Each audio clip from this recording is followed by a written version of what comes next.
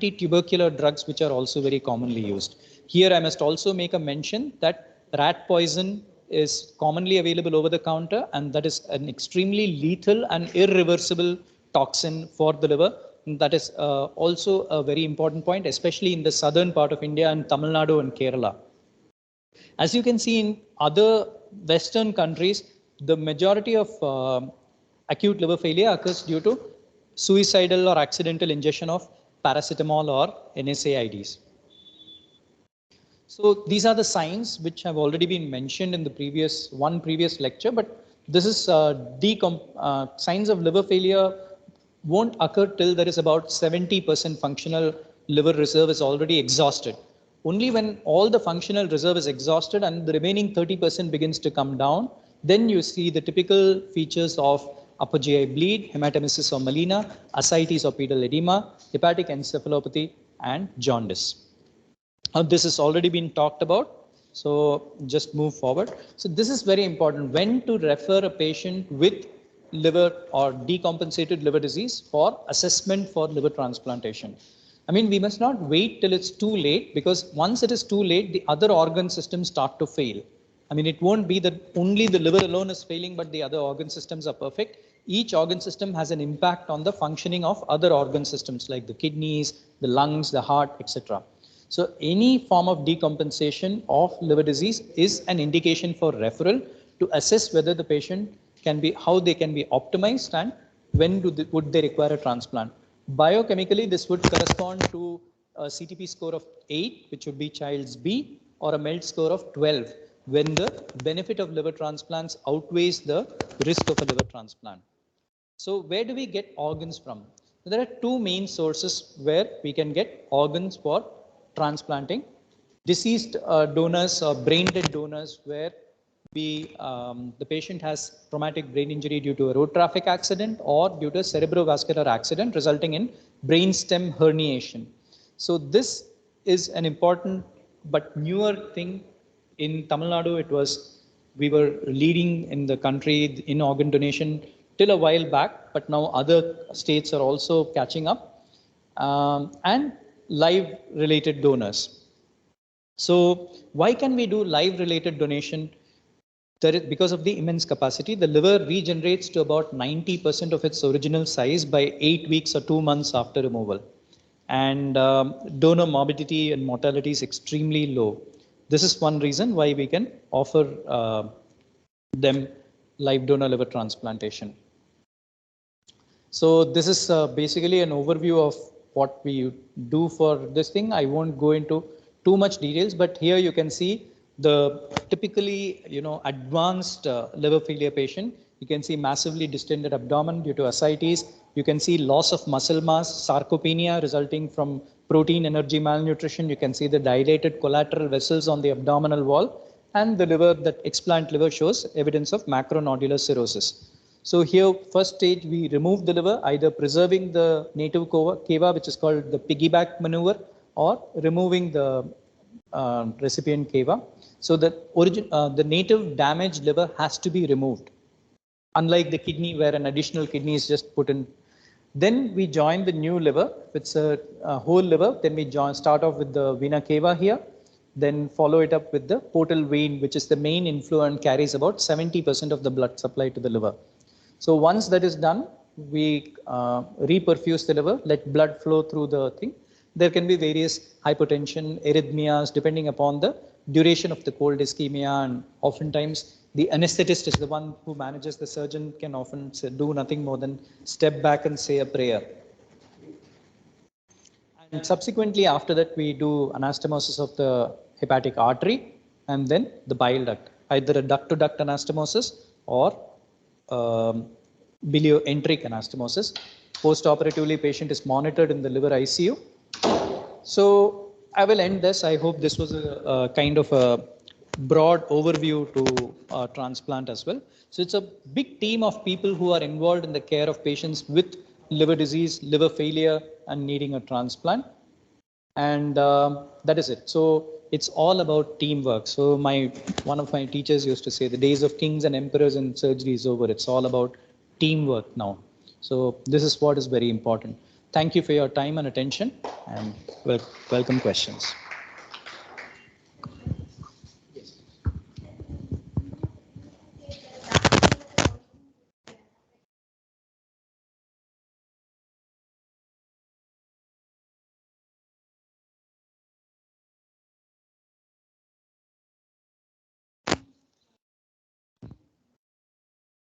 See, what is commonly available over the counter is that the paste form of rat poison. No?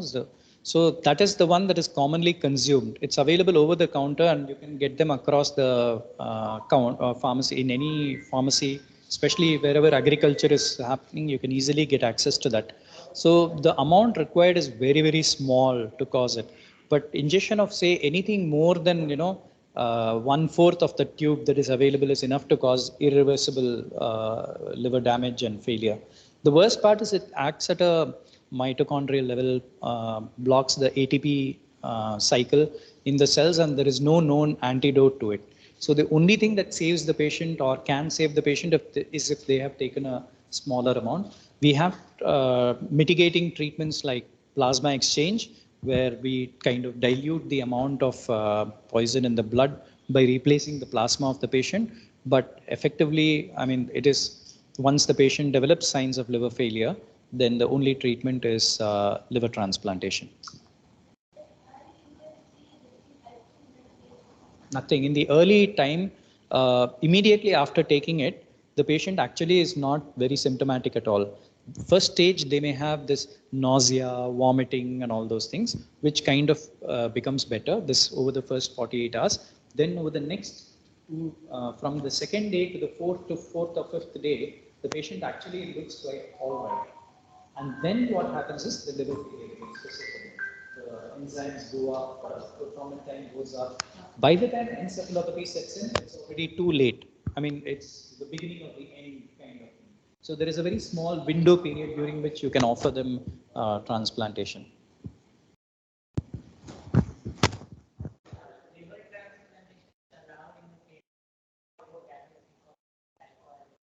Yes, it forms about 1/3 of the patients who undergo transplantation, but it is important to understand that liver transplantation is not a treatment for alcoholism.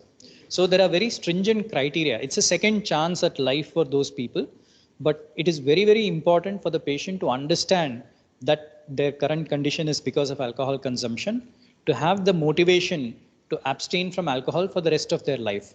So there are very active ongoing substance abuse is actually an absolute contraindication to transplantation, liver transplantation. So whether it is alcohol or any other substance abuse, it is a contraindication. So the patient has to first abstain from it.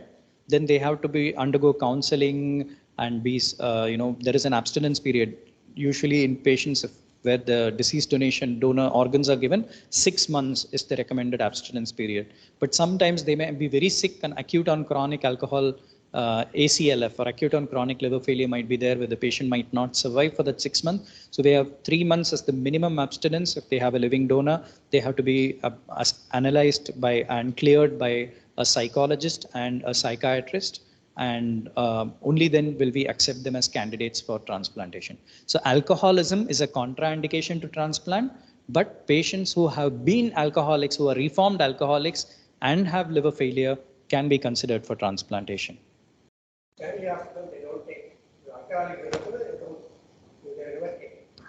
Alcoholism is a disease like any other addiction. I mean, it's either way, I would say it's wrong to condemn them this way or that way. Either to say that no blanket ban on all alcoholics is not correct. It's just the government that controls the TASMAC. No, they give alcohol, they sell alcohol across the counter, and then they say no, we won't treat you because you take alcohol. If they shut down the alcohol stores, might make more sense there. So yeah, exactly. In that way, there are a lot of things. For instance, say the patient goes on immunosuppression lifelong, so their immunity is going to be lower than a person of normal thing. If they go back to their say slum or live in unhygienic conditions and eat or drink unhygienic food, then the chances of them getting a life-threatening infection is very high. Third is they need to take lifelong immunosuppression. If they stop immunosuppression, then their body is going to reject the liver and they're going to die. So all these things have to fall in place. I wouldn't say transplantation needs a certain minimum degree of awareness. It is not something, I would say that for every patient like that who is saved by a transplant, hundreds and hundreds of patients with communicable diseases like diarrhea and this thing which is plaguing our society can be treated. So it is something that should be choose the patients wisely. Very important. Yes, please.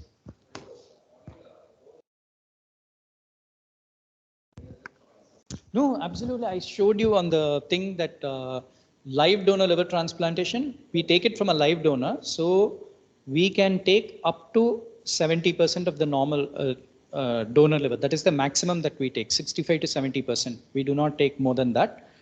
For the recipient, the liver that is changed has to be a certain minimum weight in or functional volume should be there in order to meet their metabolic demands in the post-operative period. So that minimum is around 0.8 to 1% is the graft to recipient weight ratio. For example, if the graft recipient is 60 kilograms in weight, the volume of the liver that has to be given to that recipient should be 600 grams. 1% GRWR. So 600 grams is the minimum. So for the donor, having taken that 600 grams, we should leave behind at least for 300 to grams or more, which is 30% of functional liver remnant from the donor. So the total volume has to be at least 900 grams from the donor. So that is how we do the calculation. I didn't want it to get too technical. Cadaveric, what we do is we usually give the whole organ.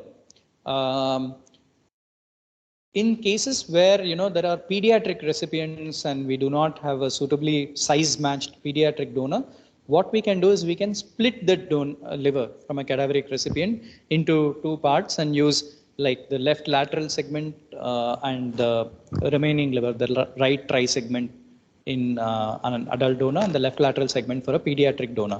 But we don't do that as much here because the requirement of resources is too high. We do not have that kind of resources. We have a very heterogeneous medical care delivery system. Our donors themselves are not as stable as we find them in Western countries because there'll be blood pressure fluctuating all over the place. Maintenance is all a problem. Logistics are a problem. Expenses are a problem. So we have to kind of work within the limitations that we have provided and yet try and provide the best outcome for our recipients. So most of the time we use the whole liver from deceased donors, but we can split and use parts as well.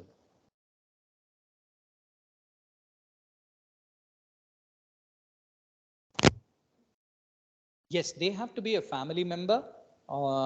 Usually, spousal donations are the most common, wife to husband, most common. Others, siblings, and for children, very small children, grandparents, they come forwards. So they have these medical criteria. We do not take any risk on part of the donor. So 18 to 55 years. 18 years is the minimum legal age for consent. 55 is the maximum age at which we would take for an adult. Up to 60 years for a pediatric recipient, we can accept the age of the donor. They should be otherwise healthy, no chronic diseases or very well controlled single comorbidity. And then we assess the liver fat content, make sure it is not more than 10% in a live donor, not more than 30% in a deceased donor. Those kind of things. Liver function should be normal and all those things. So we try and minimize the donor morbidity to zero. That is our objective. There should be zero mortality as close as possible and minimal morbidity.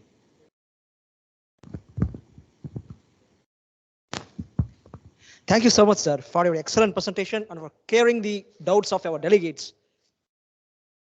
Next, I invite Dr. Mohan Sundaram, sir, to felicitate our guest speaker, Dr. Anand Murthy, sir, with a certificate.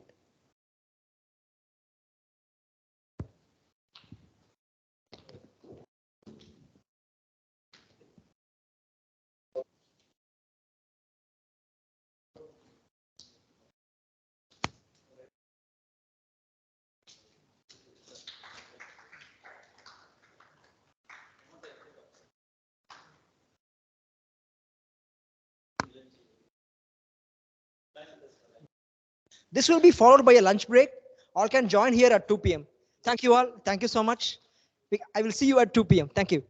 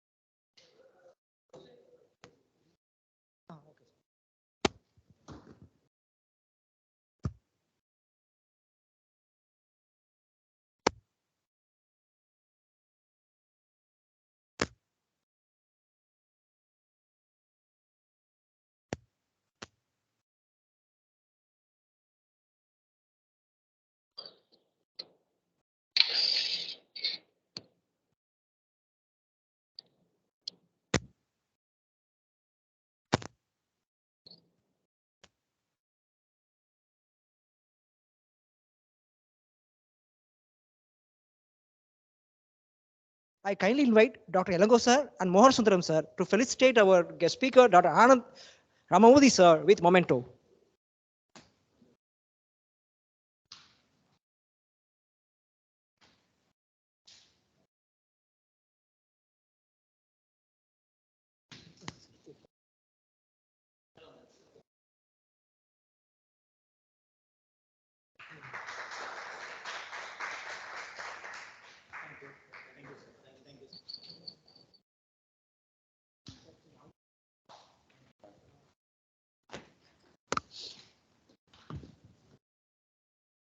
Next is our guest speaker, Dr. V. Venkatesh Madan Kumar sir. He is the professor of psychiatry, Institute of Mental Health, Madras Medical College, Chennai. I kindly invite him to give a talk on the topic alcohol de-addiction therapy and counseling. Before that, I kindly invite Elango sir and Mohan Sundar sir to felicitate our guest.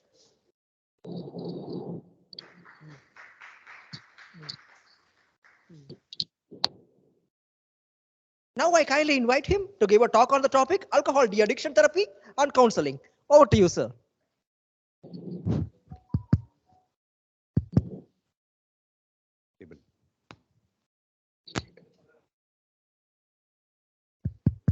So at the outset, I sincerely thank Department of Pharmacology of Bharat Medical College to give this opportunity. And இங்க வந்த பிறகு எனக்கு தெரியும் sir தான் dean அப்படின்னு மோகன் சொன்ன sir எனக்கு தெரியவே தெரியாது அவர் சார் டீன் எனக்கு முதல்ல ஸோ எனக்கு அது தெரியாது he is my teacher so it's a great pleasure to talk in front of the teacher எல்லாருக்கும் தெரியும் இல்லையா ஸோ நம்ம டீச்சர் முன்னாடி நம்ம பட் ஆனால் இங்கே சாரை பார்த்தோன்னா எனக்கு ஒரு ஆன்சைட்டி வந்துட்டு சாருக்கு முன்னாடி எப்படி பேச போறோம்னு அதே மாதிரி சார் ஸ்டூடெண்ட் இருக்கும்போது சரியா படிக்கலன்னு திட்ட போறாரு அதே மாதிரி இன்னும் திட்ட போறாருன்னு பயம் so so now today our topic is afternoon வந்து போஸ்ட் லஞ்ச் செஷன்ஸ் நான் நினைச்சேன் எல்லா ஸ்டூடெண்ட்ஸ் இருப்பாங்க எல்லாரும் ஹைபர் மோட்ல இருக்கிறனால அது ஒரு அட்வான்டேஜஸ் ரொம்ப பேரை பார்த்தா தான் ஆன்சைட்டி ரொம்ப கூடும் இப்போ கம்மியாக தானே பேர் இருக்காங்க ஸோ ஐ ஹாவ் பரவாயில்ல எனக்கு கேமரா ஒன்றும் தேவையில்லை ஓ ஓ okay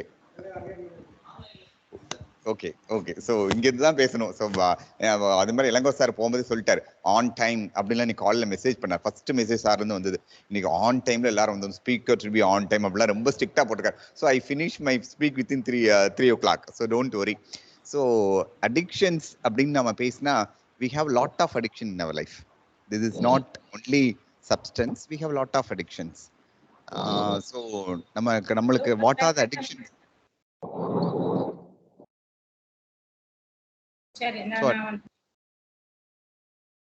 yes so addictions in life and we have lot of addictions due to practice we nowadays substance abuse very common other very common addictions nowadays very going on what is that called as behavioral addictions what is we commonly we experiences internet cell phone addictions நம்ம காலையில எஞ்ச உடனே எல்லாரும் first வேலை என்ன பாக்குறோம் எஞ்ச உடனே போய் பார்த்தா செல்போன்ல என்ன மெசேஜ் வந்திருக்குன்னா ஃபர்ஸ்ட் பார்த்து தான் அடுத்த வேலையே பண்றோம் so we have nowadays very common addictions in our life so addictions எப்படி வருது இதை எப்படி ட்ரீட் பண்ணலாம் சப்ஸ்டன் அபியூஸ் இதுதான் நம்மளுடைய டுடே டாபிக்ஸ் அடிக்ஷன்ஸ் போறதுக்கு முன்னாடி we have lot of stages before going to addictions is what the first stage in our experience what we called as stage of experiment அப்படின்னா எல்லாருக்கும் தெரியும் டங்கிலீஷ் இஸ் ஓகே தானே sir only English மட்டும் தானே Tanglish okay okay so Tamil with English okay தானே so என்ன அப்படின்னா so he's okay he's north Indian so then I'll speak only in English so not issue so Understand? Okay, stage of experiment.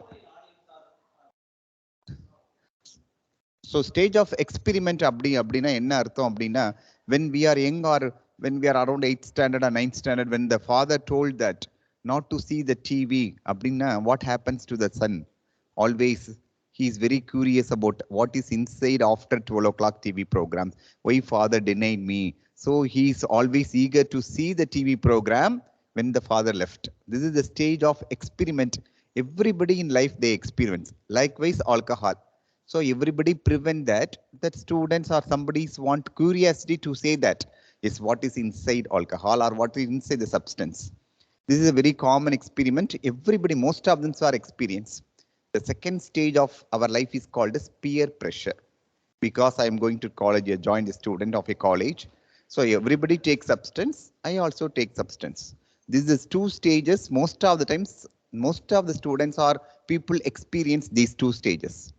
But everybody cannot become addict. This is a lot of stages in between. We go beyond addicts. So these two stages plus additional some stages are there. These are called as what are the factors that influence our addictions that we called as biopsychosocial model of illness. In psychiatry, we don't have any single etiology for any disease. So we don't diagnose like COVID-19 is the cause, coronavirus is the cause for COVID-19. Doesn't he have in psychiatry? So we psychiatry, we always talk about biopsychosocial and cultural factor that contribute to a psychological disease. So biological factors, everybody knows that it is due to our biologies, is genes. We are predominantly genes. Okay, so our biology is determined by our genes, both father and mother. In Indian countries, most of the times, if you think about genes, only we talk about only the father genes. We never carried about mother's genes. If mother have some illness, they don't tell us. So we can, clinician ask about family history is more important. So biological factors. Second important factor is the psychological factors. The psychological factor that means the temperament of the childhood. In childhood, we have so many temperaments. Some child have easygoing, some child is irritable. There are a lot of temperament in you have to know that the child have so many temperament in childhood. These temperament also important factor for some psychological factor, and social factor. These three things definitely contribute to a psychological illness. So likewise, addiction also, even though is looking like a simple one, these factors are contribute to become the addiction process. So this is more important. So addiction, what is addiction and what is habit? What is the difference between habit and addiction? We have day-to-day activities, we have coffee addiction. In 4 o'clock, we go, otherwise we become restless. So after morning, we go to the coffee, then only we feel better. So there are a lot of addictions in our day-to-day practice. But substance addictions, how is differ from others? What is a habit? Habit is usually under our voluntary control. Myself, I control some things. Then it's a habit. Addiction is a compulsions. I'm not even, I want to control, I'm not able to control that called as addictions. So in addictions, if develop, I become under that control. That is a different. So habit is under my control. When addictions come, I become under that control. That is important changes in addictions. So changes addictions we have to say. So what is important is addiction is first is the compulsions, drive to take substance despite severe consequence, adverse consequence. Even I know that is harmful to my body. If alcohol I take, I develop liver failure. Even I know I'm not able to control that. That is the most important point of addiction. Loss of control over that. That is sometimes we have called as controlled drinking. For example, one joke always be remember if surgical gastroenterologists are also there. In US, one patients ask the doctor, what is the amount of alcohol is good for health? He says 30 ml per 30 ml. After 2 years, the person admitted in ICU. The doctor came and to see him. The doctor said, definitely you not get liver injury. It's not at all possible. If you take 30 ml, it's very good for you. He argued. After some time only he knows what doctor says. 30 ml per day. What he does? 30 ml per hour. So this is very happen. So that's why this is not able to control. I'm not able to control my drinking pattern. That's loss of control over drink and emergence of negative emotional state during abstinence. That I will come later. This is a more important point. And that's why I told state of being given up to some habit. High under the control of something. That is very common for addiction. This is very common. So addiction is not only a habit, it's a compulsion used to that. It's called as addiction. Sorry.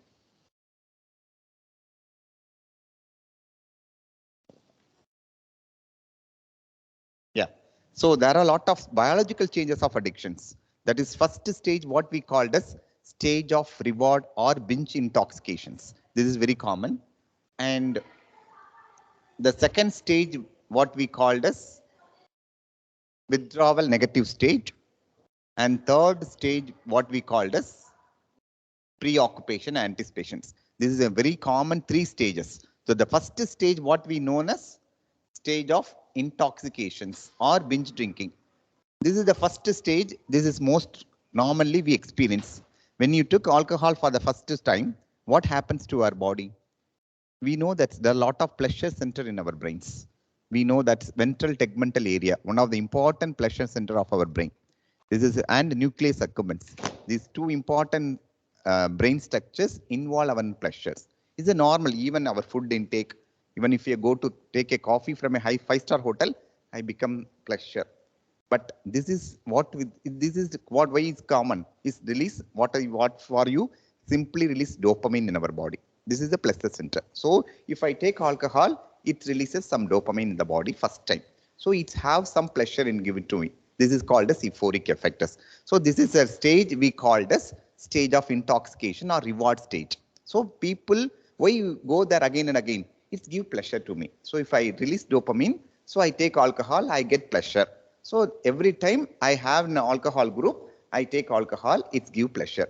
This is the first stage, most of the time experiences. But this is not a problem for us. What happened to the next stage? That is more important. Because after sometimes, this is not give rewards. This is called as withdrawal negative effect. When I stop alcohol or any substance, it gives some negative emotional state. This is called as withdrawal state. So what I do, if I stop alcohol in the morning, I develop headache. I develop tremors. So I'm not able to tolerate. So what I do, to avoid the negative emotions, I took alcohol. So the first stage is very common, is give pleasure to me. Because of that I took. If I took continuously alcohol, after sometimes it causes some withdrawal symptoms or called as negative emotional state. To avoid the negative emotional state, I took alcohol. So this is more important stage for addictions. So when it is not only pleasure, so people usually thought that they take alcohol because of pleasure only. Not true. After some times, to avoid my withdrawal symptom or avoid my painful emotional state, I took alcohol. This stage goes is very difficult to treat. And the third stage, that's nowadays we more important to give this one of the important stage, preoccupation of anticipation and craving. So even there is no drugs are there, I am accused. Suppose for example, myself and Elango sir took alcohol in this room. When I enter in this room, my brains will signal to me. Okay, this is the cues. So I become crave to take alcohol. So what is most of the times nowadays the biology says that this craving stage is release more dopamine rather than the reward systems. That is the possible. So if I take my craving is more, I need more, but I take alcohol, the dopamine is blunted. So I am not able to get the so satisfaction. So I am crave again and again. So this is more important in our lifestyle. So craving is more important. That's why patients, with a chronic patients, their addictions develop, the craving is difficult to control.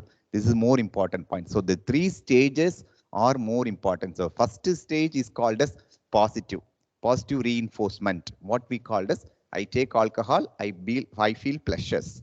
The second stage is called as negative reinforcement, or to avoid the painful situations, I took alcohol. The third stage is my cognitions, is the prefrontal cortex. So it is more important. So cues and everything are important in this stages, craving stages. So nowadays this stage is more important to control the behavior of alcohol. So if you take alcohol, most of the times people say that alcohol is like if I take alcohol, I relieve pain. But what happens really? Alcohol is a depression or a stimulant. Then we took alcohol to relieve your symptoms. How it's act?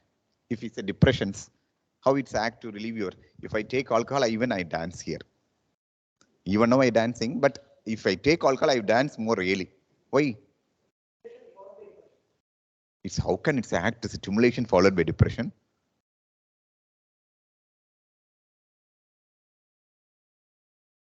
How it's depression? Only the anxiety? So it's act on the reverse pattern. What we called as it's act first on the higher center of the cortex, what we called the prefrontal cortex.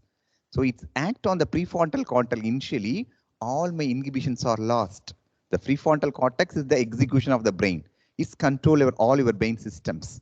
Otherwise, if அரசியல் வரலாம் போய் கோட்டையில் போய் பேசணும்னா அடுத்தவங்களை திட்டணும்னா சாதாரணமாக திட்ட முடியாது. இப்போ நான் சாரை திட்டணும்னா திட்டுறது கஷ்டம். But if I take alcohol, I can left and right and வாங்கலாம். So because it's taken by the prefrontal cortex. That's why it's, even though it's a depression, it's like a stimulant. So அதனால தான் most of the times people took alcohol to relieve their anxiety symptoms. So this is very common. So prefrontal cortex important structure for any addictions because it's control our higher order thinking, executive functions and everything. Why I already point out, these are the vulnerable factors more important to take an addictions. So first and foremost, genetic factors I already told, environmental factors. That's why nowadays we talk about epigenetics. We previously talk about genetics and environment in a separate way. Nowadays we talk about epigenetics. Both factors, nature as well as nurture, well contribute to develop any problems, especially of psychological problems. So epigenetic factors are more important. And people more prone to have psychotic illness, they drink alcohol most. Suppose I become anxious. If I take alcohol, I relieve by anxiety. So I learned, okay, if I'm not, I take alcohol, I relieve from anxiety. I take alcohol, I relieve my depression. So it's a learned behavior. So people who are more have vulnerability or psychiatric problem, they more to develop alcohol dependence. So we have to, nowadays we call it as comorbidities. Even patient with depression with alcohol dependence, anxiety with alcohol dependence, schizophrenia with alcohol dependence. And most of the times because of that brain changes. Even schizophrenic, they take alcohol because they have impaired in the structure of VTA and nucleus accumbens. They have ventral tegmental area, nucleus accumbens have some impairment. So if I take one smoking, I'm not able to feel the pleasures. So I take more smokings. Yeah. So people with mental illness, they are more prone to develop substance abuses in the community. So these three factors are more important. So for example, if my father is an alcohol dependent, is my genes also there? My father, I also observe the behavior of my father in my house. What my usually, if an alcoholic father is there, what the mother will say is, what is the common agendas in the emotions of the family, you know? There are a lot of studies says that a father alcoholic is a equivalent to a persons in caught by a opposite country soldiers. The house is like that. So if I caught by a opposite country soldiers, what I feel, the same situation happen in the houses. So the child learns if my father take alcohol, the family is very quiet and they called us don't talk, don't express, don't feel. This is a common emotions in their families.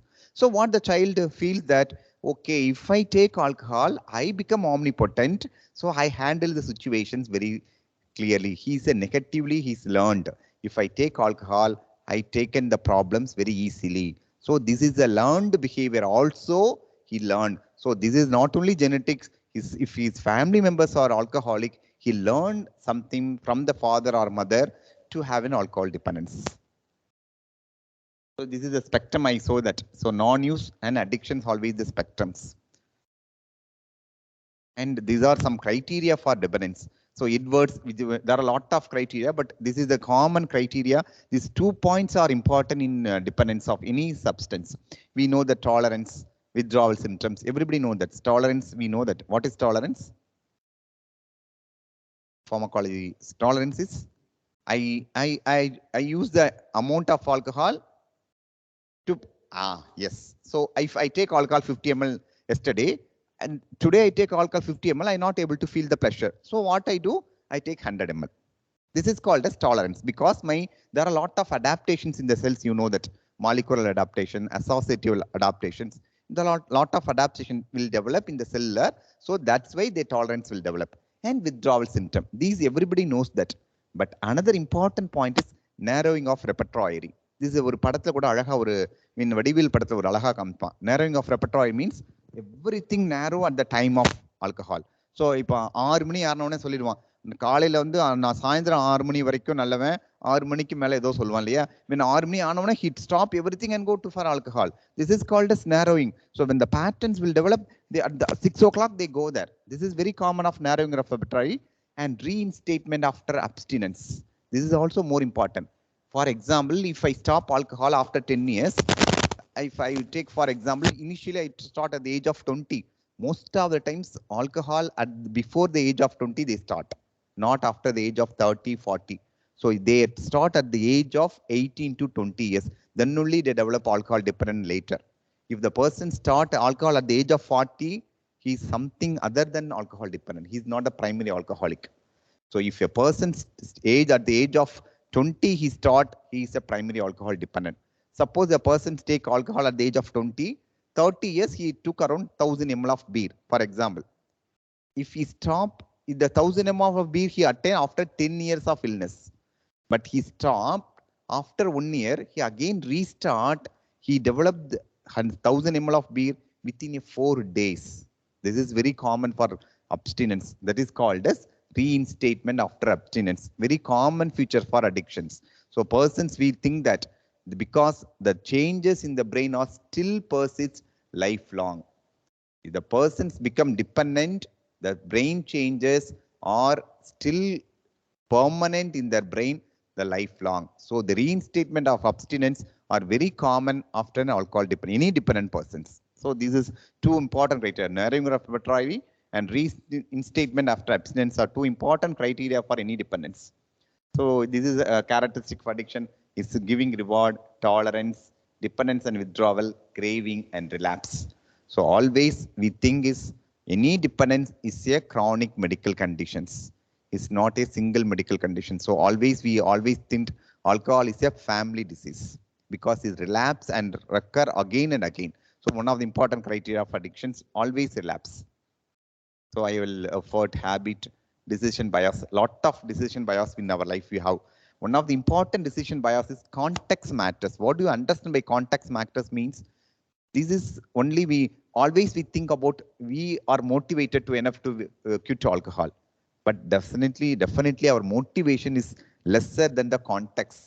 What do you understand by suppose I take alcohol in this room, when I come to again in this room, even whatever I motivated, I am not able to control that. This room only determine my alcohol behavior.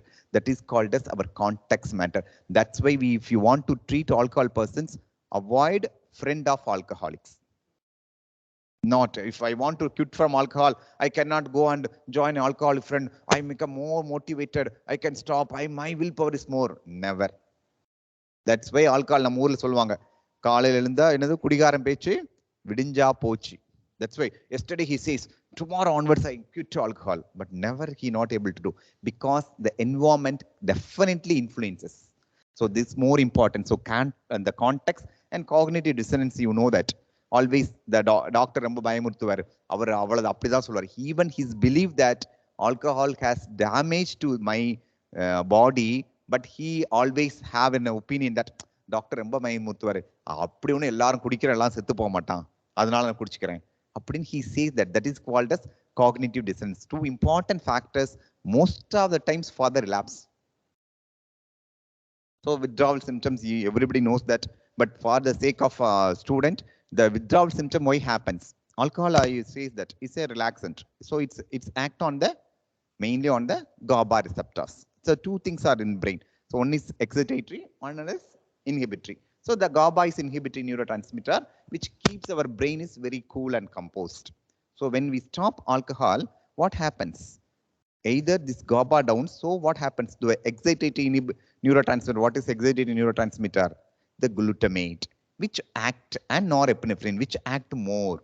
So everything of the opposite of the calmness, which is called as sympathetic overactivity. So we have tremors, nausea, vomiting, and visible disturbances, hallucinations, delusions, and everything, and sometimes even fits, seizure disorders. And sometimes, rarely, they develop delirium tremens. What we understand very common, delirium tremens is called as acute confusional state. I am not able to know where I am, what I am doing. That is called as delirium tremens. So these are the very common symptom for alcohol withdrawal. This everything is due to is overactivity of the sympathetic overactivity. So because alcohol always act on the GABA receptor, which is an inhibitory neurotransmitter. So mild withdrawal symptoms, they develop tremor, sweating within mostly 20 to 48 hours. Sometimes fever, tachycardia, this will be there. And severe withdrawal symptoms, seizures, very common. That's why we called as, what is the alcohol fits called as rum fits. Why it's rum fits? Because most of the times rum is always contain more concentration of alcohol. It contains around 50 to 60% of the alcohol. So that is more. So that's why you in foreign country, if a person's taking rum, they only usually have fits. That's why we call it as rum fits. And most of the times alcoholic fits are generalized tonic-clonic seizures. If the person is developed some partial seizure, it's not due to withdrawal symptom. He had already seizure prone, so he developed in original seizures or primary seizure. But if an alcohol withdrawal always is a generalized tonic-clonic seizures. And sometimes complicated withdrawal, delirium tremens will develop. This is very common, rare conditions. Sometimes they go for Wernicke encephalopathy. You know that very common conditions for delirium tremens, they present as Wernicke encephalopathy, ophthalmoplegia, ataxia, and global confusion. It's a triad because this is due to thiamine deficiency. So any person with alcohol, we treat first with thiamine rather than we put glucose because it's needed. Thiamine is needed for metabolism of glucose. If there is no thiamines, it's the damage of the alcohol by lactic acids. So more damage happen. So any person with alcohol, if any tremors or any deliriums, always treated with thiamine injections. So the neurotransmitter, you know that dopamine, and these are very common. That's why I told dopamine is more. So how you assess the alcohol withdrawal symptoms? We always the histories, and our physician always, we previous episode of alcohol withdrawal and severities and coexisting medical and psychological problem. And most of the times our psychological problem, two things never forget to ask from the patients. One of the important thing is delusion of infidelity. Very common. You know that. Always they suspect their wife fidelities. Very common. Because alcohol is a sexually is impotent. Initially only is aphrodisiac. If go on using alcohol, it causes impotence. So if my performance of my sexual impact is impaired, I think my wife have some connection with other next boy. So that's very common. So delusion of infidelity is very common in alcoholic. That's why sometimes they kill their wife because of delusion of infidelity and memory disturbance. The two things are very common in medical histories. That's why always never forget to ask history of previous, these are symptoms and physical examinations and everything. There are a lot of scales to assess alcohol. We as psychiatrists, we always use some scales because already we know that psychiatry always subjective. So nobody you can assess. So we can use it like audit and severity. Audit is alcohol use disorder identification test. There are some rating scales to assess the severity of alcohol symptoms. So assessment we have, and this is one of the important scale to assess the withdrawal symptom. Clinical Institute of Withdrawal Assessment revised. These are some scores. Based on the score, we admit the patients. Suppose the score is more than 10, we can admit, otherwise we don't admit. This is very common scale for alcohol withdrawal symptoms. So nowadays we know that the treatment, we always think two type of treatment. If a person's alcohol comes to you, two treatments is that. First initial treatment, what we called as detoxifications. Everybody knows that. I can detoxify the toxins to remove from the body. So what do you do that detoxifications? So alcohol is a GABA agonist. Okay. So if I stop alcohol, what happens to the GABA is reduced because of so many factors, or NMDA is excited. So now what I do is either I supplement with GABA or NMDA antagonist. But nowadays, most of the theory says that GABA agonist is more useful for treat alcohol withdrawal symptoms. So we can use as benzodiazepines. The benzodiazepines, there are a lot of benzodiazepines there, but we always prefer benzodiazepine as chlordiazepoxide or diazepoams. Why you have to prefer chlordiazepoxide? Because of his long acting. Because if even alprazolam we can use, but alprazolam is a short acting. So again, it's precipitate withdrawal. If I use short acting drugs, my withdrawal symptoms again come. So if I prefer a long acting drug, the smoothness of the withdrawal symptoms. So I prefer a long acting drugs like chlordiazepoxide or diazepam. If because of hepatitis day to day, if a liver problem is there, we prefer to use either lorazepam or oxazepam. These are two drugs. Because of this, is skip the glucuronidations. First step, first phase metabolism is skip. So we use either lorazepam or oxazepam for any patients with hepatic problems. So there are a lot of regimes to be there, structured regimes that these are for, and another important factor for relapse preventions. So first we detoxify the persons, and second important phase is more important for that relapse preventions. What is relapse prevention? I am not go back to alcohol. There are two way of treatment is there, either pharmacological treatment and non-pharmacological treatment. The pharmacological treatment, there are a lot of drugs nowadays comes, naltrexone, acamprosate, long-acting naltrexone, and disulfiram. Disulfiram is the old famous, we know that antabuse reactions. We know that it's a very common drug, but nowadays we don't use antabuse because of these complications. Even if we uses antabuse disulfiram, I save with alcohol, sometimes it's induced reaction. So nowadays we not prefer disulfiram, we prefer either acamprosate or naltrexone. So disulfiram is how it's act. We know that it's block the alcohol to the aldehyde dehydrogenase. So acetaldehyde. So these block. So acetaldehyde accumulate in our body. So when acetaldehyde accumulate, it induces some negative reactions. It induces nausea and vomiting when it's challenged with alcohol. So disulfiram is not a drug for prevention simply. What happened? Histories they usually admit the patients in the ICU and challenge with disulfiram. If I take 250 milligram of disulfiram and challenge with alcohol, so it induces some vomiting in my body.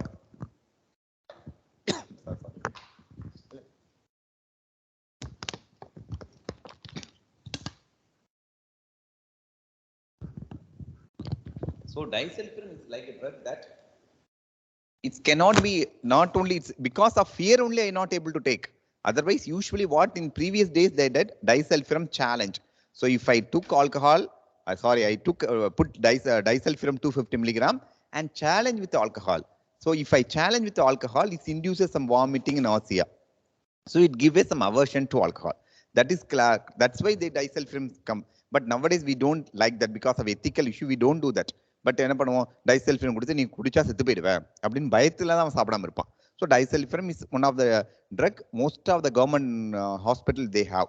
But the next two drugs nowadays very costly because naltrexone and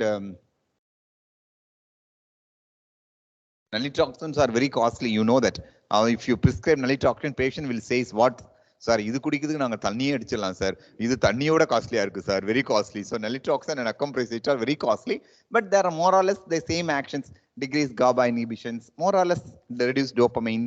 So this may reduce my reward and other things. So more or less same action with acamprosate also the same thing. But what happens in acamprosate and other thing uses, we always careful when the person's depressions or suicidal idea, sometimes is exaggerated acamprosate. So very careful before prescribing. You have to rule out any psychiatric problem before prescribe acamprosate. And nowadays, even long-acting naltrexone injections are come.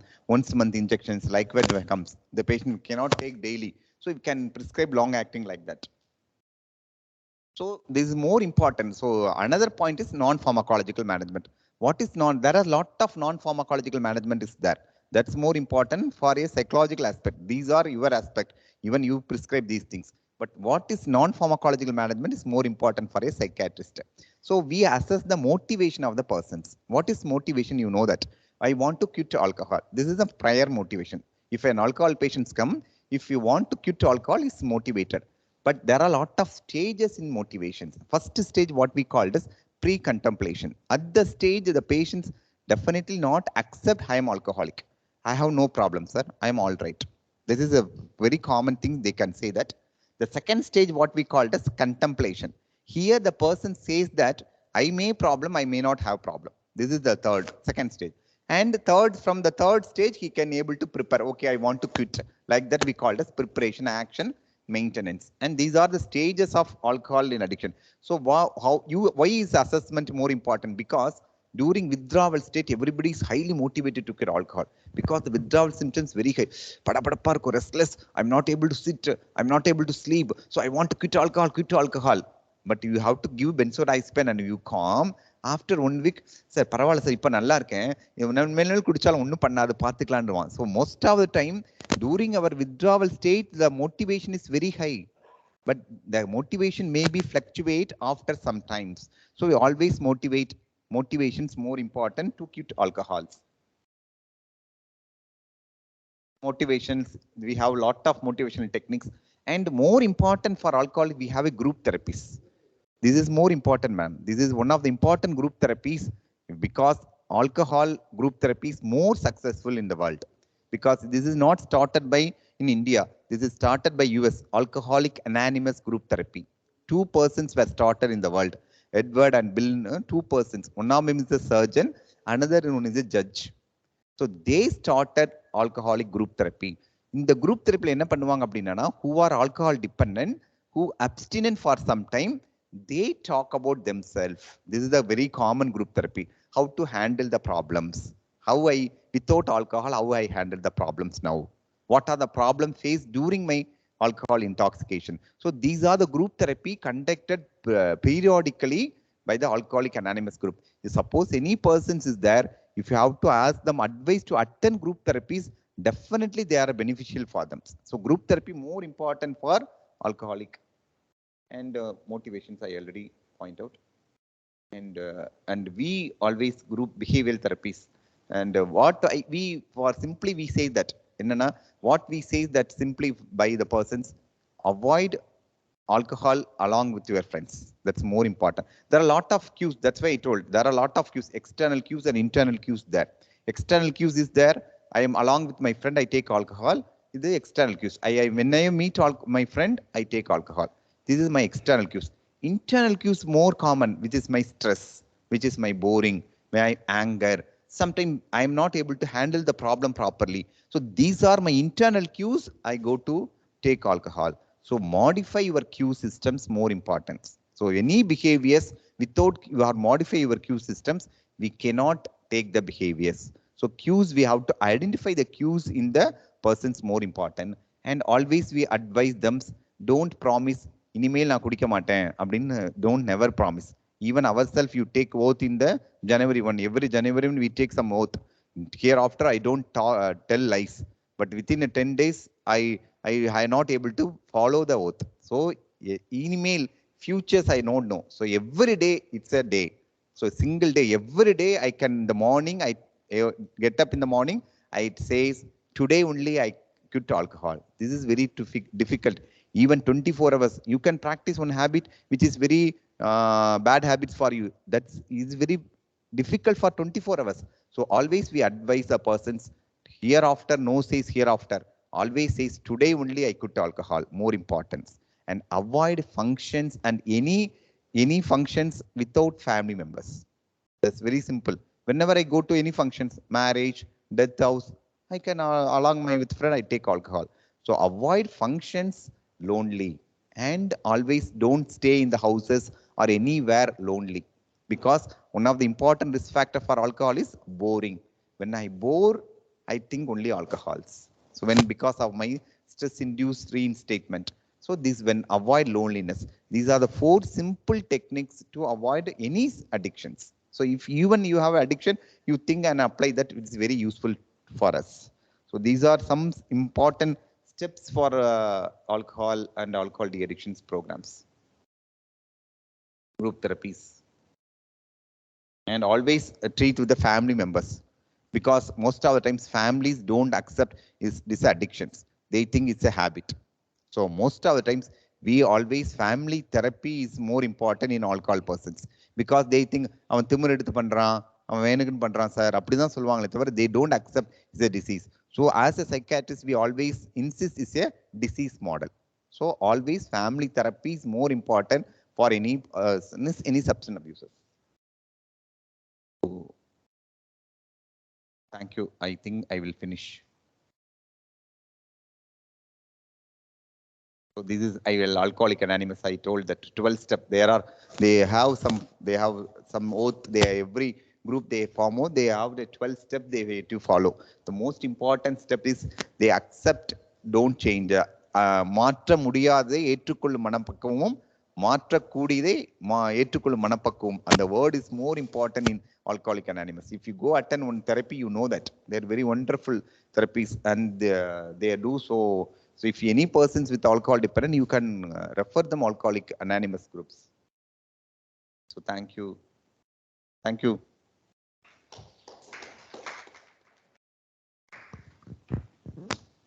Thank you so much. Thank you so much, sir, for your motivational speech. The floors are open for discussion. Okay. Next, I invite Elago sir and Morsandra sir to felicitate our guest speaker with memento.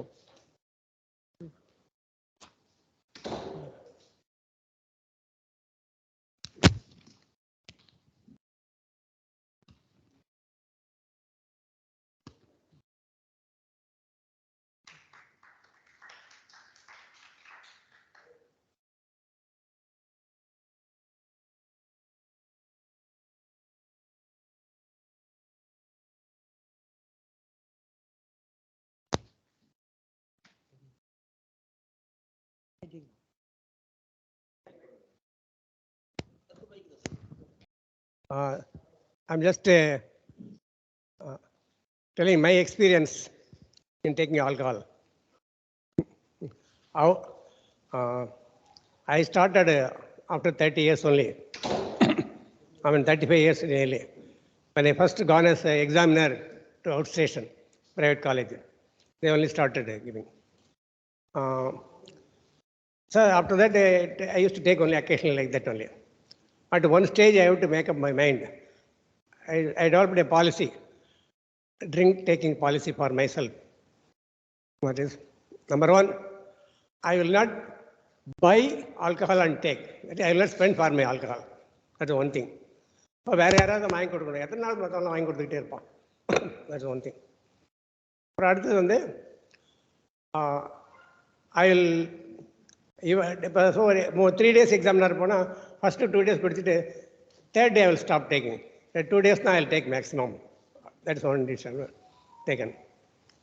அப்புறம் அடுத்தது வந்து ஒரே நாளில் வந்து 2 bag மேலே போட மாட்டேன். டேக்னா அது அப்போ தான் அந்த ஒரு ஹையாகவும் இருக்கும், ஒரு ஃபீலிங்காக இருக்கும். மற்றவங்களாம் ஏதாவது உளறிட்டு அதெல்லாம் பார்த்து இல்லை ரசிக்கணும். இப்போ நம்மளே 5-6 ரவுண்ட் போட்டோம், நம்மளை பார்த்து மற்றவரை ரசிச்சிட்டு இருப்போம்னு சொல்லிட்டு. So this I have been following. அப்புறம் ஒரு வாரத்தில் வந்து 2 நாளைக்கு மேலே சாப்பிட மாட்டேன். அந்த மாதிரி ஃபாலோ பண்ணுறதுனால டில் ஐ மெயின்டைனிங். அக்கேஷனலி எங்கேயாவது ஏதாவது கம்பெனி ஸ்பான்சரில் எங்கேயா கிடைச்சா தான் உண்டு, இல்லை அக்கேஷனலாக எங்கேயா கிடைச்சா தான் உண்டு.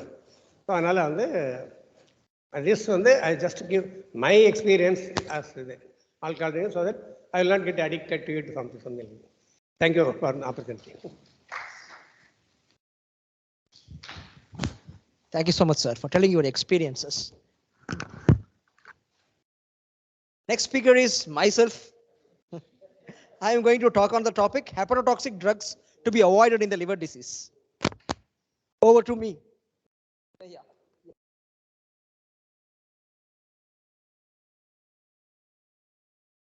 Sure, sir. I don't take much time. I promise you. Yeah.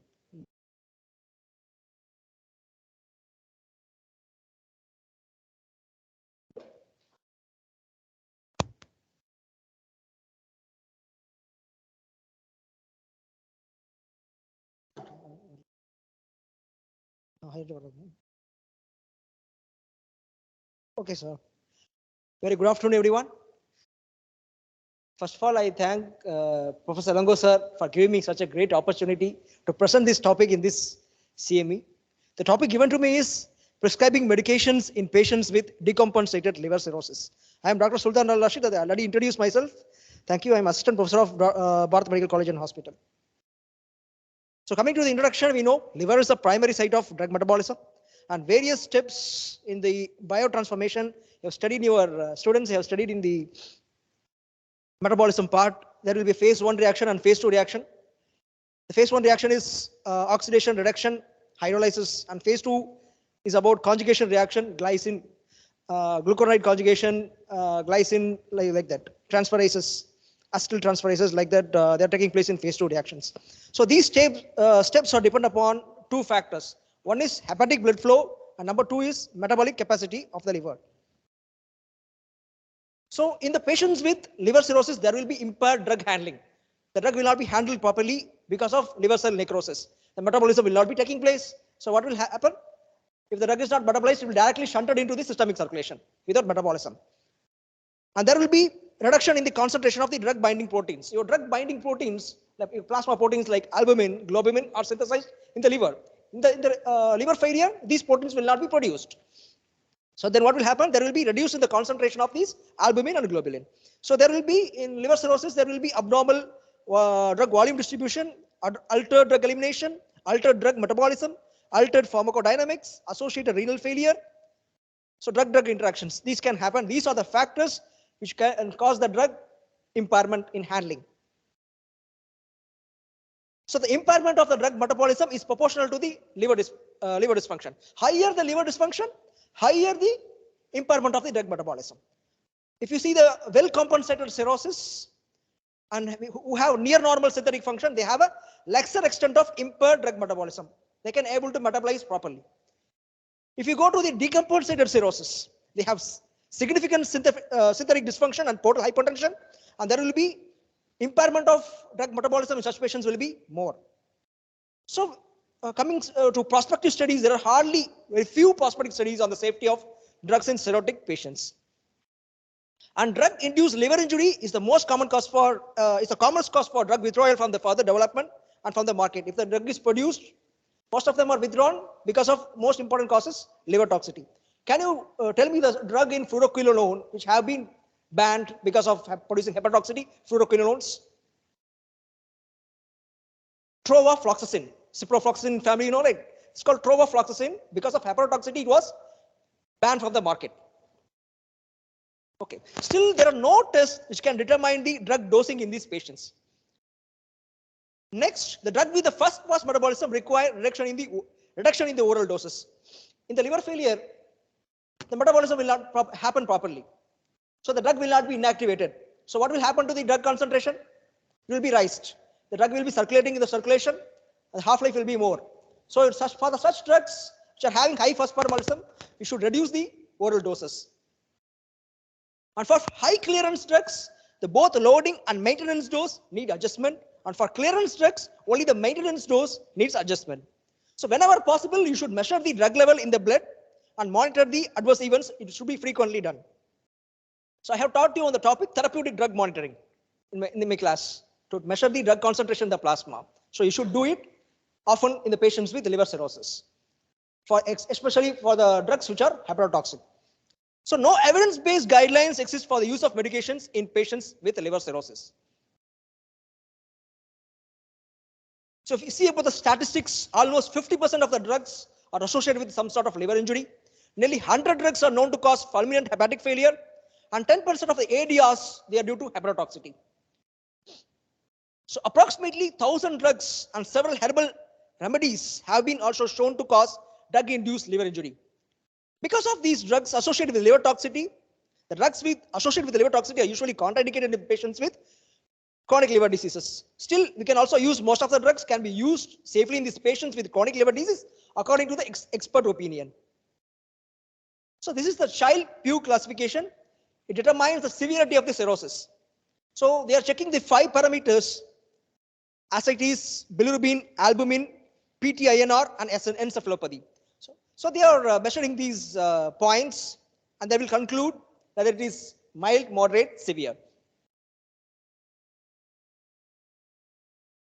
So they classified as class A as, this is called child Tarcoti-Pug score. If after measuring those values, if the score comes 5 to 6, it is considered in the classification, child poo classification A, that means it's a well compensated disease. If it comes to the class B, the score will be 7 to 9, it will be significant functional compromise.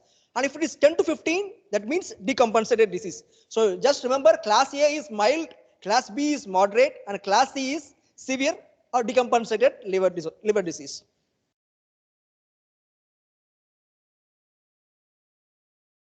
So now I'm going to talk about the antibiotic dosing in cirrhosis. Most commonly we use antibiotics for treating the infections. So how will you give it in the patients with cirrhosis? So liver is important site of removal of blood-borne bacteria. So liver itself does the phagocytosis. It contains reticuloendothelial system. So in case of liver failure, this reticuloendothelial system will not work properly. So liver cannot destroy the bacteria. Hepatic destruction of the bacteria and reticuloendothelial system related to phagocytosis, they are impaired in patients with cirrhosis. So in cirrhotic patients, the bacterial opsonic activity and neutrophil functions are defective. So neutrophils are the main WBC cells which can do the phagocytosis and kill the bacteria at the first level of defense. In liver cirrhosis, they are defective.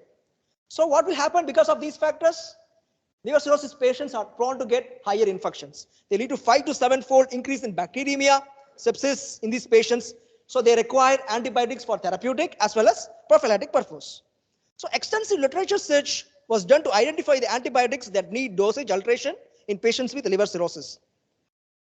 So antibiotics like macrolide antibiotics, erythromycin, azithromycin, chloramphenicol, lincosamides like lincomycin, clindamycin, which are excreted and detoxified by the liver, they should be used in caution in patients with liver disease. Now coming to broad spectrum, we have tetracycline and TB drugs like isoniazid and rifampicin, they are highly hepatotoxic. So in patients with liver cirrhosis, they will be having prolonged half-life. They should be used cautiously. And metronidazole is an anti-amoebic drug. Ketoconazole, miconazole, fluconazole, they're antifungal drugs. Itraconazole. Nitrofurantoin is your first drug choice of urinary tract infection. Pyrazinamide is a potent anti-TB drug. They also cause hepatotoxicity, so they should be used with caution. If at all, if you want to use beta-lactam antibiotics like penicillin, if you give penicillins, beta-lactam antibiotics like penicillins in liver failure patients, it can cause leukopenia. Leukopenia means decreased WBC count. While aminoglycosides, like of antibiotics, they can increase the susceptibility to renal failure because they are potent nephrotoxic. In liver failure patients, the nephrotoxicity tendency will still increase. So vancomycin, what is vancomycin, you know? It's an antibiotic used to treat MRSA infection. It's a glycopeptide antibiotic which is used to treat MRSA infection. They also produce much toxicity in patients with liver failure. So antibiotics which produce hepatitis or cholestasis. Cholestasis means reduced bile flow from the liver to the duodenum. So the drugs which produces cholestasis as well as hepatitis should be avoided or used with caution. In these patients like alcoholic liver disease or cirrhosis and the patients with child class C cirrhosis, class C means severe cirrhosis. In these patients, the tuberculosis was more common. So treating those patients with these antibiotics is a big challenge. Because ATT alone, anti-tuberculosis therapy alone is associated with hepatotoxicity in 10% of the cases. So in such patients, we need withdrawal of the drugs, modification of the doses, so sequential reintroduction to achieve the cure of tuberculosis. So using such hepatotoxic drugs like rifampicin, isoniazid, pyrazinamide in tuberculosis in presence of cirrhosis or advanced liver disease is a challenge. Cirrhotic patients with tuberculosis, they have significantly lower elimination or completion of rifampicin plus isoniazid based ATT. They can produce higher hepatotoxicity and higher mortality. In my internship, I can see ATT induced liver failure in patients, 2 patients, and they lost their life. So recommended ATT in child class A cirrhosis. Child class A is less severe cirrhosis. In such patients, what regimen you can give? You can give the normal regimen also. What we give for normal patients? What is the normal regimen we'll give? 2 HR ZE plus 4 HRE. You can give all the doses. Pyrazinamide is the most potent toxic. It may be avoided, not completely avoided. In class B, the moderate cirrhosis, the pyrazinamide should be avoided, and you should not combine isoniazid or rifampicin. You can use any one of the drug, isoniazid or rifampicin, not isoniazid and rifampicin. So you should be careful in mind. So what we can give in class B, child class B criteria, we can give isoniazid or rifampicin with ethambutol and quinolone. It can be used for 12 to 18 months. In child class C, you should never give isoniazid, you should never give rifampicin. You should give only ethambutol, quinolone, and one second line agent may be used for 12 to 18 months. Second line agents like ethionamide, para-aminosalicylic acid. So you will come to know about it when the anti-TB class is coming. In the August session, you are going to have the anti-tuberculosis class. Thank you. Yeah. Yeah. Schedule made for August. Yeah. Yes. So, yeah. So antibiotics. What are the antibiotics to be avoided in the liver disease? As a summary, chloramphenicol should not use because can cause aplastic anemia. Highly can cause in liver failure patient can cause increased risk of bone marrow suppression. Erythromycin acetylate. So it can cause cholestasis, abnormal bile flow from liver to duodenum. Tetracycline, it can cause dose-related hepatotoxicity. I told you ATT combinations and pyrazinamide. Greaseproflavin is an antifungal. It's an acts against microtubule in the fungus, so it is also contraindicated. It can cause hepatotoxicity. Nalidixic acid is like quinolone, should be avoided. And nitrofurantoin is like your urinary antiseptic. The first choice for urinary tract infection, it should be avoided. For prolonged use, should be avoided. So antifungals like ketoconazole, miconazole, they are hepatotoxic. Even though they are hepatotoxic, but we can give it, but strict monitor the drug concentration. The serum is recommended. And if you want to use metronidazole, anti-amoebic drug, you should reduce the dose by 50% in patients with severe cirrhosis or associated renal insufficiency. There is no information for the safe use of nitrofurantoin, chloramphenicol, sodium fusidate, and pyrazinamide, but they are potentially toxic, so avoid their use in liver disease. So what are the antibiotics which need to be used, but with extra caution in patients with liver failure? First one is piperacillin. Piperacillin is your extended penicillin derivatives. Uridopenicillin comes under uridopenicillin category. Then also all your cephalosporins like ceftazidime, ceftriaxone, cefepirone, they also should be used with caution. Nalidixic acid is quinolone, pfloxacin and gatifloxacin, they are fluoroquinolones. Erythromycin is your macrolide. Roxithromycin is a macrolide. Azithromycin is a macrolide. Tetracycline is tetracycline derivatives, a separate type of broad spectrum antibiotics. Cotrimazole and trimethoprim is a sulfonamide. Metronidazole, ketoconazole, they all should be used with extra caution in liver failure. So what are the antibiotics causing different types of hepatotoxicity? We can say it can cause hepatocellular injury, cholestatic injury, and fulminant hepatic failure. If you see, I have discussed all of these drugs. If you see about fulminant hepatic failure cases, we have cotrimazole. It can cause fulminant hepatic failure. And also ketoconazole and the second line derivative for anti-tubercular drug, that is PAS, para-aminosalicylic acid. I told you in the first line, fluoroquinolone contraindicated because of hepatotoxicity, trova, fluoxetine, just banned from the market. These drugs can cause fulminant hepatic failure. So I have discussed about antibiotics. Now let's discuss about the drugs producing sedation, anesthesia, and analgesia in patients with liver cirrhosis. So in the patients with cirrhosis, they also need sedation and short anesthesia for some procedures, endoscopic procedures. For them, if you want to use benzodiazepines, use midazolam administered in single dose is safe. Midazolam administered in single dose, it will have only minimal impact in the patients with compensated cirrhosis, so you can use it. But in case of decompensated cirrhosis, it should be cautiously used. Benzodiazepine should be cautiously used. So if the benzodiazepine produce poisoning, what is the antidote we can use? What is the antidote for benzodiazepine? Flumazenil. Flumazenil can be used to reverse the effects of benzodiazepines. Like opioids. If you want to use opioids, it's also a painkiller. So the fentanyl is safer in near normal in cirrhotics. It can be used for sedation. You can use fentanyl opioids. And if you are using fentanyl and if it produce toxicity, you can reverse it with naloxone. Naloxone is mu antagonist, so it can reverse the effects of opioids. So comparing to benzodiazepine opioids, one drug is safer.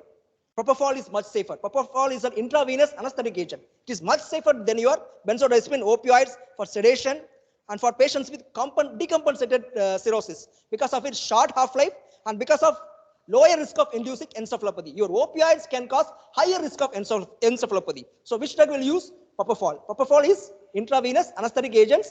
Because of its short half-life, it is very safer comparing to your opioids and benzodiazepines. So even the gastroenterologist, they also directed the propofol is safe in all the cases. Now coming to anesthesia, anesthetic agents. General anesthetics, can reduce your hepatic blood flow. They can convert the cirrhosis into severe stage, into decompensated stage. So what are the drugs to be avoided? Volatile agents, halothane. These are the drugs to be avoided because they are highly reported to have hepatotoxicity. So which drugs are safer? The newer agents like isoflurane, desflurane, they are not metabolized by the liver. So they are safe. So we can also combine opioids with anesthetic agents to reduce the need of anesthetic agents. So which opioid is safer? Fentanyl. Fentanyl is much safer. You can combine it with anesthetic agents to reduce other need of other anesthetic agents, which can produce hepatotoxicity. And also propofol is also safer. Propofol, I told you, intravenous anesthetic agent. It is also a good agent for combining anesthesia. Now coming to analgesics. The pain management in cirrhosis is a challenging task because of the analgesic agents associated with severe complications like GI bleeding. They inhibit COX-1. COX-1 is a protective in your stomach, protects your mucus, protects by presence of prostaglandins. If you inhibit this, prostaglandin will not protect your stomach, so you will get ulcer, GI bleeding, everything will happen. So they also reported to cause hepatic encephalopathy, hepatorenal syndrome, and mortality. So NSAIDs, they are contraindicated as they induce GI bleed, and the renal failure is also much more increased in liver failure patients. So what drug we can give? Only how to use paracetamol. And that is much safer. They're too at lower doses. And if you want to use opioids, it should be used with caution. I told you opioids can cause encephalopathy, so it should be used with caution. Acetaminophen is always a safer dose. At a dose lesser than 2 grams per day is reasonably safer option. Patients with cirrhosis having visceral or musculoskeletal pain, they should be treated with acetaminophen less than 2 to 3 grams per day. It is a safer analgesic. So if you are not getting adequate pain relief with acetaminophen, you can go for tramadol. But tramadol at lower doses, 25 milligram thrice daily, every 8 hourly can be used. In case of intractable pain, you can go little higher with oral hydromorphone as well as fentanyl topical patches. Transdermal patches can be used. But these opioids should not be combined with tramadol because combining the tramadol can produce higher risk of encephalopathy. So you should not combine with tramadol. They should be used alone, either hydromorphone, either fentanyl. That's alone. In case of neuropathic pain, diabetic neuropathy, we can use antidepressants like nortriptyline, desipramine, and GABA analogs like gabapentin, pregabalin, with or without acetaminophen. You can combine it with paracetamol also, no problem with that. So analgesic choice in patients with cirrhosis should be individualized depending upon the etiology of cirrhosis, nutritional status, adherence, renal function, liver transplant candidacy, and drug-drug interactions. Now coming to anticonvulsants. So what are the anticonvulsants, anti-epileptic drugs? Dr. Shamim is teaching anti-epileptics. So you might have known about it. Phenytoin, carbamazepine, valproate. They are highly hepatotoxic. You should not use these drugs. Phenytoin, carbamazepine, and valproate. So all these drugs you can use in decompensated state, but with caution. You can use it, but with caution. So newer anticonvulsants like lamotrigine, topiramate, they also need lowering of the dosages in cirrhotic patients. If you want to use, they should lower the doses. So SSRIs, antidepressants, if you want to use in liver failure, fluoxamine, paroxetine, fluoxetine, they also need dose modification in patients with cirrhosis because they are metabolized by CYP2D6. That is also metabolized in the liver. So the liver failure will not be functioning, so you should know lowering of the doses. Antiemetic, what are the tablets we can give? Metoclopramide, ondansetron. They also require significant dose reduction in patients with cirrhosis. Anti-ulcer, gastritis, what we can use? PPIs are more preferred than H2 blockers like ranitidine. Even if you are using PPIs, you should also reduce the dose to half the dose. Now cardiovascular therapy. As sir told, Balamurugan sir told that non-alcohol steatohepatitis related cirrhosis, they have higher risk of metabolic syndrome, dyslipidemia, hypertension, and coronary artery disease. So if you want to see the drugs in the cardiovascular therapy like labetalol, labetalol is used in pregnancy-induced hypertension. And methyl-dopa, they can cause severe. Methyl-dopa is previously used, now it is replaced by labetalol. Both of these drugs can cause hepatotoxicity. So it needs frequent monitoring and should be used only when there are no other choices. AC inhibitors, captopril, antiarrhythmics, amiodarone, ticlodipine, they can cause severe hepatotoxicity. We have asked your question, P2O12 inhibitor, as clopidogrel antiplatelets comes under here only. Clopidogrel is safe. Ticlodipine should never use, it can cause hepatotoxicity. Ticlodipine, they should be used, if you want to use, they should be used with cautions. Statins, like what we are giving for hyperlipidemia, they appear to be remarkably safe in patients with liver cirrhosis. So, coming to the conclusion, drug-induced liver injury has been reported almost 50% of the cases in the physician Dex reference. More than 100 drugs are incriminated in causing fulminant hepatic failure.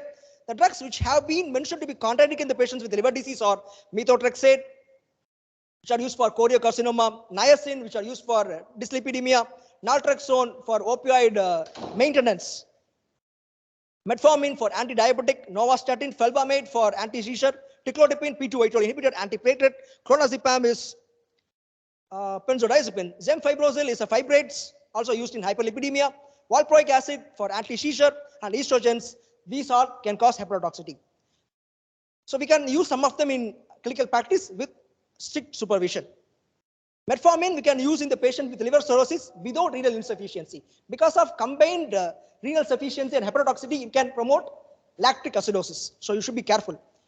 So better than metformin, we can use sulfonylureas like lipizide, glimepiride. They can be maybe the drug of choice in patients with liver cirrhosis. And you should also know that one particular anti-diabetic, thiazolidinediones, pioglitazone, they can cause drug hepatitis. So in case of liver cirrhotic patients, if you want to use, you should be using reduced dosage with strict monitoring. So in conclusion, the prescribing medicines in patients with liver disease is a very challenging task. There are no clear tests which can identify the altered drug metabolism in these patients. The medicine should be individualized depending upon the various factors, and you should do surveillance by testing the liver enzymes in all these patients. Even though with a thorough surveillance, your isoniazid anti-TB drug can lead to acute liver failure despite the surveillance. And also your radio contrast agents, which you are giving for contrast scan, CT scan, they are at higher risk of getting nephrotoxicity, particularly in patients with liver cirrhosis. And NSAIDs can also cause nephrotoxicity. They will cause increased risk of nephrotoxicity, and particularly in patients with liver cirrhosis. So they pose a dangerous challenge than the hepatotoxicity. These are my references. Thank you so much. Thank you for your kind attention. Next, coming to the vote of thanks. Sir? Floors are open for discussion. You can ask me doubts related to hepatotoxic drugs to be avoided in liver disease. Okay, there are no questions. Okay.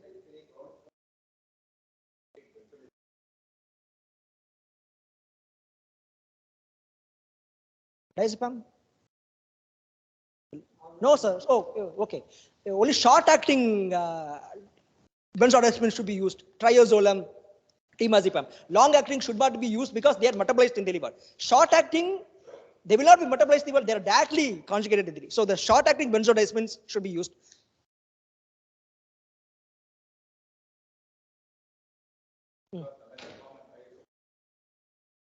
Okay, sir. Okay. Okay, sir. What are those drugs, sir? What are those drugs, sir? Okay, sir. Lorazepam, oxazepam. Yes. Thank you.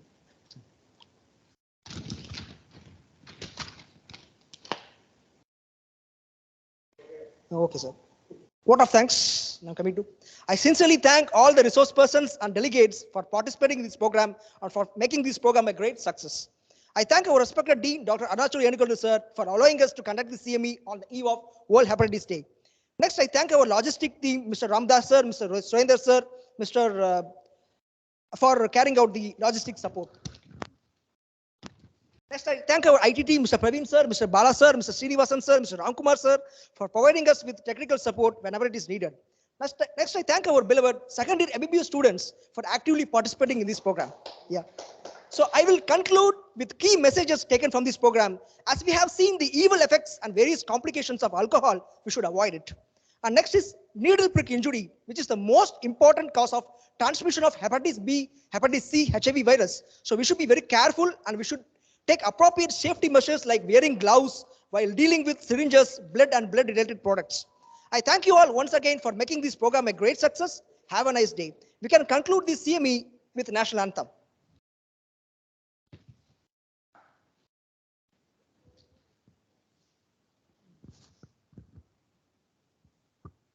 जनगण मन अधिनायक जय हे भारत भाग्य विधाता पंजाब सिंध गुजरात मराठा द्राविड उत्कल गंगा विंध्य हिमाचल यमुना गंगा उच्चल जलधि तरंगा तव शुभ नामे जागे तव शुभ आशीष मांगे गाहे तव जय गाथा जन गण मंगलदायक जय हे भारत भाग्य विधाता जय हे जय हे जय हे जय जय जय जय हे